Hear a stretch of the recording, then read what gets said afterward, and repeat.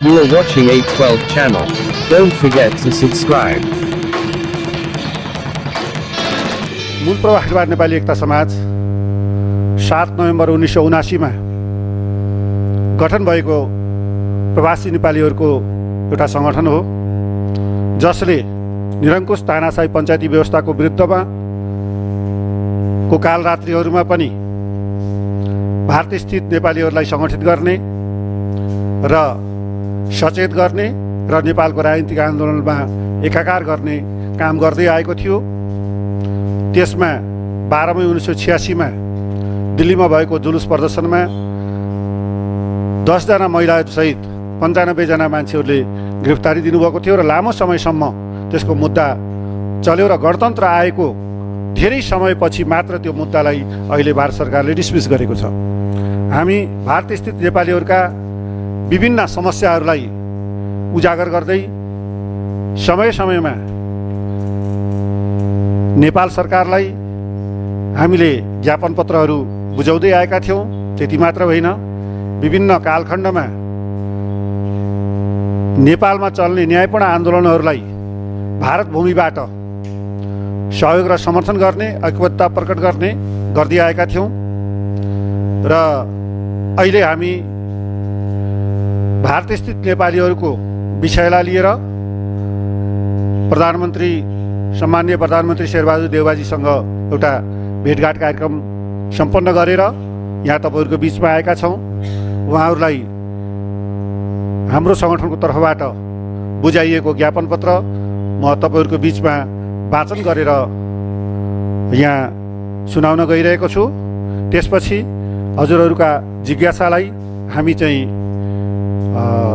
मेटाउने प्रयत्न गर्नेछौँ र सहयोगी शारदा खनालजीलाई हाम्रो प्रधानमन्त्रीज्यूलाई बुझाएको ज्ञापन पत्रको कपी पत्रकारलाई उपलब्ध गराइदिन हुन म अनुरोध गर्दै हामीले आज 11 बजे बालुवाटार प्रधानमन्त्री निवासमा बुझाएको पत्रकार यो ज्ञापन पत्रलाई म यहाँ वाचन गर्न गइरहेको छु।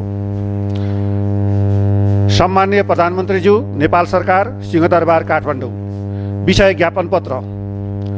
नेपालीहरू देशको सामाजिक, आर्थिक, राजनीतिक अवस्थाले उत्पन्न बेरोजगारीका कारणले रोजगारको लागि भारत लगायत विभिन्न देशहरूमा कष्टकर जीवन बिताउन बाध्य छन्। तर पनि नेपालमा चल्ने प्रजातान्त्रिक आन्दोलनमा प्रत्यक्ष सहभागी हुने तथा भारत प्रवासमा आन्दोलनको पक्षमा समर्थन जुटाउने राजनीतिक दलहरूमाथि प्रतिबन्धको अवस्थामा राजनीतिक दलका नेता कार्यकर्ताहरूलाई संरक्षण गर्दै आएका छन्।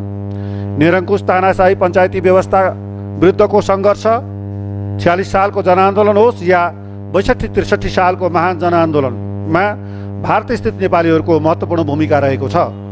62-63 सालको महान जनआन्दोलनको म्यान्डेट अनुसार राजतन्त्रको अन्त गरी संविधान सभाद्वारा गणतन्त्र, धर्मनिरपेक्षता सहितको संविधान निर्माण नेपाली जनताको ऐतिहासिक उपलब्धि हो। नेपाली जनतासहित हामी प्रवासी नेपालीहरूको ठुलो आशा र विश्वास थियो कि नेपालमा व्यवस्था परिवर्तनसँगै हाम्रो अवस्थामा समेत परिवर्तन हुनेछ, तर त्यो हुन सकेन। विभिन्न प्रकारका विभेद, महँगी, भ्रष्टाचार, शोषण, दमनको अन्त, देशको उन्नति प्रगति र देशभित्र नै रोजगारको चाहना पुरा भएन। संविधान सभाद्वारा संविधान बनाउने महान कार्यमा पनि देशको लगभग 1/3 जनसङ्ख्यामा रहेका हामी प्रवासी नेपालीहरू मताधिकारबाट वञ्चित भयौँ। हामीले यो विषय भारतस्थित प्रवासी नेपालीहरूले संविधान सभाको चुनाव अगावै उठाएका हौँ र संविधान सभाको चुनावमा भारतस्थित प्रवासी नेपालीहरूले पनि मताधिकारको माग राख्दै आएका थियौँ। सर्वोच्च अदालतको परमादेशको सम्मानसहित हालै सरकारले नीति र कार्यक्रममा प्रवासी नेपालीहरूलाई मताधिकारको व्यवस्था गर्ने विषयलाई समेटेकोमा केही आशा पलाए तापनि भारतस्थित नेपालीहरूको बारेमा सरकारको भ्रष्ट नीतिको अभावले गर्दा प्रवासी नेपालीहरूले पाउने सुविधाबाट वञ्चित रहँदै आएका हामी भारतस्थित नेपालीहरू पुनः मताधिकारबाट वञ्चित हुने सम्भावना देखेको हुँदा भ्रष्ट नीतिसहित भारतस्थित प्रवासी नेपालीहरूलाई पनि अन्य मुलुकका प्रवासी नेपाली सरह अधिकारको व्यवस्था गर्नुपर्ने मागका साथै हामी सम्माननीय प्रधानमन्त्रीज्यू मार्फत निम्न बुँदाहरूप्रति सरकारको ध्यान आकर्षण गराउन चाहन्छौँ। बुँदा नम्बर 1, प्रवासी नेपालीहरूलाई मताधिकार दिने सन्दर्भमा भारत प्रवासमा रहेका नेपाली नागरिकहरूलाई देशको महत्त्वपूर्ण निर्वाचनबाट वञ्चित नगरियोस्, साथै उनीहरूलाई भारतका प्रमुख सहरबाटै मतदान गर्ने अवसर प्रदान गरियोस्। बुँदा नम्बर 2, देशको लगभग 1/3 जनसङ्ख्या रहेको प्रवासी नेपालीहरूको अवस्था समस्यालाई सम्बोधन गरेर हक हितलाई सुनिश्चित गर्न प्रवासी नेपालीहरूलाई समुचित रूपमा संसदमा प्रतिनिधित्व गराउने व्यवस्था गरियोस्। 3, भारत लगायत तेस्रो मुलुकमा लाखौँको सङ्ख्यामा नेपालीहरू कार्यरत छन्। तेस्रो मुलुकमा प्रवेशाज्ञाको आवश्यकता भएको हुँदा केही तथ्याङ्क होला, तर भारतमा नेपालीहरूको वास्तविक सङ्ख्या के कति छ कुनै तथ्याङ्क छैन। भारतमा रहेका नेपालीहरूको तथ्याङ्क तयार गर्न सरकारबाट आवश्यक पहल गरियोस्।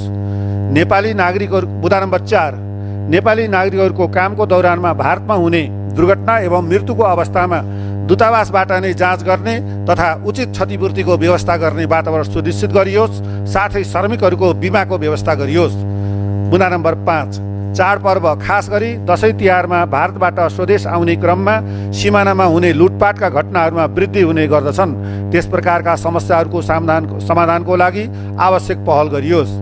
बुँदा नम्बर 6, भारतको केन्द्रीय वा प्रान्तीय सरकारले सन् 1950 को सन्धिलाई इमान्दारीपूर्वक पालन गरिएको छैन। जागिरमा राख्दा, शिक्षा हासिल गर्दा आधार कार्ड, डोमिसाइल प्रमाणपत्र जसलाई थाई निवास प्रमाणपत्र पनि भनिन्छ को माग गरिन्छ।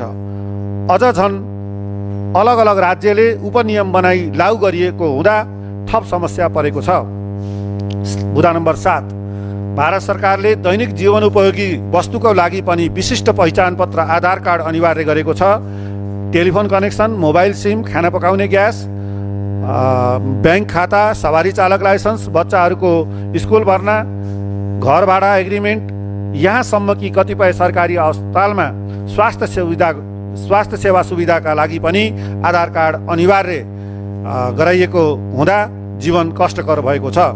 कोरोना महामारीको रोकथामको लागि टीकाकरणका लागि पनि आधार कार्ड अनिवार्य गरिएको हुँदा भारत प्रवासमा रहेका नेपालीहरू टीकाकरणबाट वञ्चित हुने सम्भावना छ। यो समस्या समाधानको लागि आवश्यक पहल गरियोस्।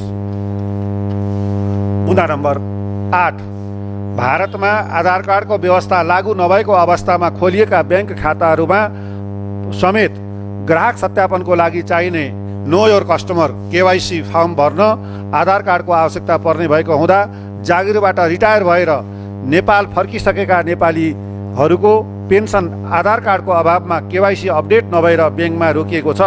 त्यसको उचित समाधानका लागि आवश्यक पहल गरियोस्। बुँदा नम्बर 9, भारतमा विदेशी नागरिकहरूले पनि आधार कार्ड बनाउन पाउने कानुनी प्रावधान छ, तर त्यसका लागि कम्तीमा 182 दिन बसोबास गरेको एवं अस्थायी ठेगानाको प्रमाण पेश गरिनुपर्छ।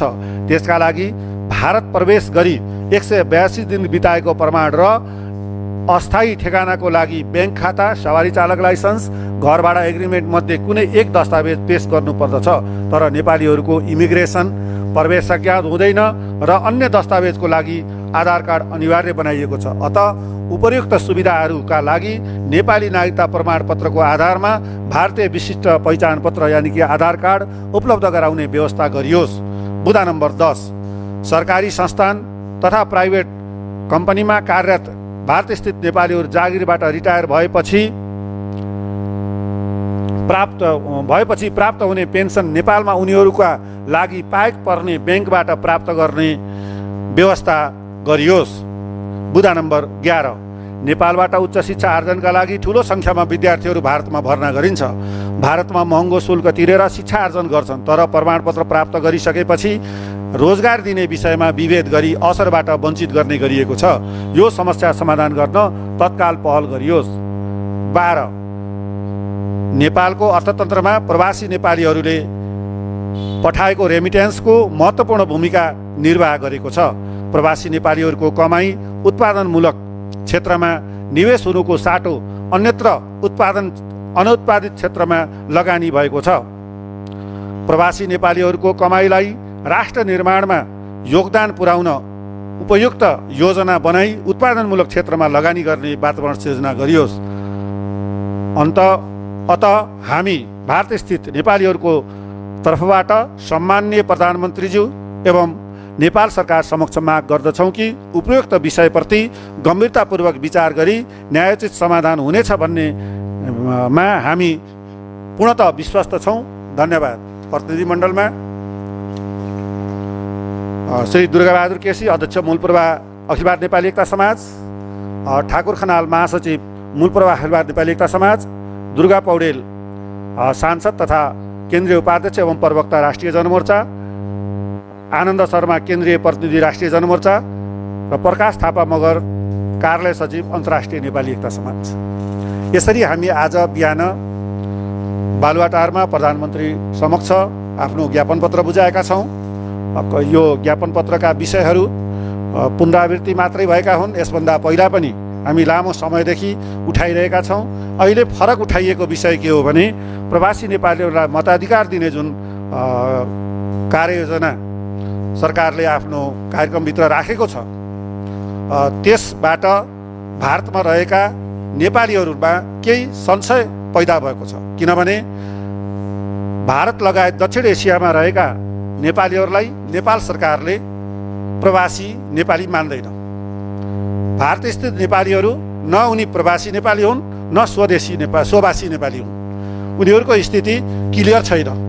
हाम्रो पुरै जोर माग के छ भने भारतमा रहेका नेपालीहरूलाई पनि प्रवासी नेपालीको मान्यता दिइयोस् र प्रवासी नेपालीहरूले पाउने सुविधा भारतस्थित नेपालीहरूलाई पनि मिलोस् भन्ने विषय अहिले हामीले चाहिँ थप यसलाई चाहिँ जोडेका छौँ। अन्य विषयहरू हामी लगातार निरन्तर रूपमा उठाइरहेका विषय हुन् र प्रधानमन्त्रीजीको भेटबाट हामी आश्वस्त भएका छौँ। उहाँले चाहिँ एम्बेसीबाट त्यसको व्यवस्था गर्न सकिन्छ भन्ने एउटा सकारात्मक सन्देश दिनुभएको छ। अब हेरौँ आगामी दिनहरूमा के हुन्छ र अब पत्रकार महोदयका केही प्रश्नहरू आए भने हामी त्यसको चाहिँ थप व्याख्या गर्ने या उहाँहरूको गुनासो या उहाँहरूको जिज्ञासालाई मेटाउने प्रयत्न गर्नेछौँ।